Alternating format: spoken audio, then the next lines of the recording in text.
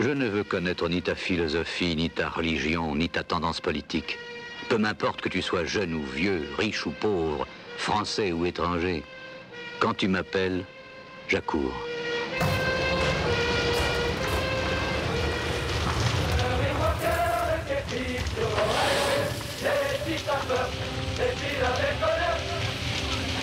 Il est rare qu'un corps militaire dispose d'une affection sans faille de la part des Français et plus particulièrement des Parisiens. Si les membres de la brigade des sapeurs-pompiers de Paris, la BSPP, sont considérés comme des héros, c'est que depuis leur création, ils n'ont jamais dérogé à leur devise « sauver ou périr ». SP, c'est notre marque de fabrique, c'est le sapeur-pompier. Le sapeur-pompier est là quand on l'appelle et lorsqu'on n'a plus besoin de lui, il disparaît dans ses casernes.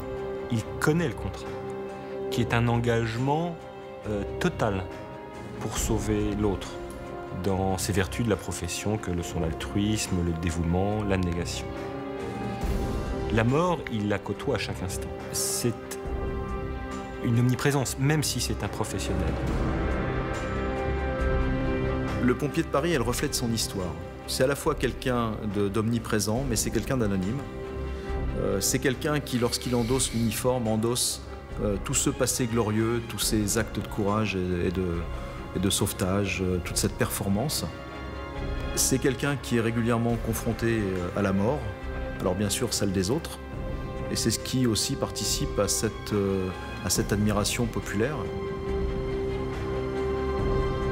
On ne peut pas envisager de chausser un jour les bottes, pour utiliser notre jargon, sans penser une fois qu'on puisse être victime soi-même. Et victime jusqu'à l'acte suprême, c'est-à-dire jusqu'au don de sa vie. Les pompiers, que ce soit les pompiers de Paris ou ailleurs, ne recherchent pas le danger. Nous sommes trop familiarisés avec le risque, avec le danger, pour pouvoir aller s'exposer inutilement.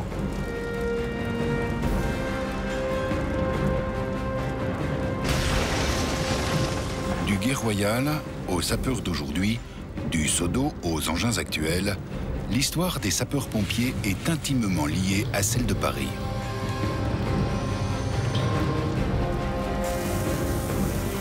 Depuis sa naissance, Paris fut la proie des flammes.